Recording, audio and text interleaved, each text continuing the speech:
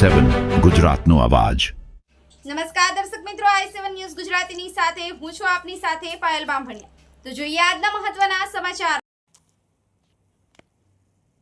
દાહોદ ખાતે તારીખ 3/2/2026 રોજ પરમ પૂજ્ય સંત શ્રી આસારામજી બાપુ દ્વારા પ્રેરિત 14 ફેબ્રુઆરી માતૃપિતૃ પૂજન દિવસનો શુભ સંદેશ લઈ એક રથયાત્રા અમદાવાદ આશ્રમથી પંચમહાલ ગોધરા થઈ આજરોજ દાહોદ મુકામે આવી।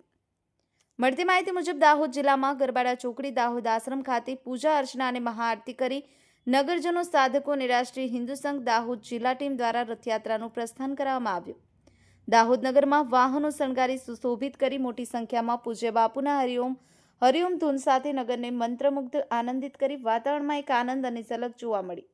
રાષ્ટ્રીય હિન્દુ સંઘ દાહોદ જિલ્લાના શ્રી અક્ષયભાઈ રાઠોડ દ્વારા સૌ સનાતનીઓને આવનાર 14 તારીખે માતૃપિતૃ પૂજન દિવસની ભવ્ય ઉજવણી કરવા આહવાન કરવામાં આવ્યું હતું, જેની એક ઝલક જોવા મળી રહી છે। Bureau chief Kalubhai Damor, i7 news Gujarati, Dahod. जय हिंदू सनातन। आज रोज दाहोद नगर के आसाराम बापू आश्रम दाहोद पर जो यात्रा शोभा यात्रा निकल रही है कि 14 फेब्रुआरी मातृपितृ दिवस ये આપણે ઉજવીએ ભવ્યથી ભવ્ય રીતે।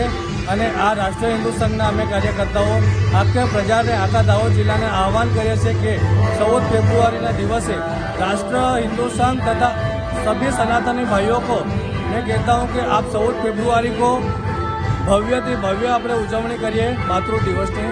જય સિયારામ, જય संत श्री आसाराम जी बापू द्वारा मातृपितृ पूजन के उपलक्ष्य में दाहोद में कीर्तन यात्रा निकालવામાં આવી છે। તે મને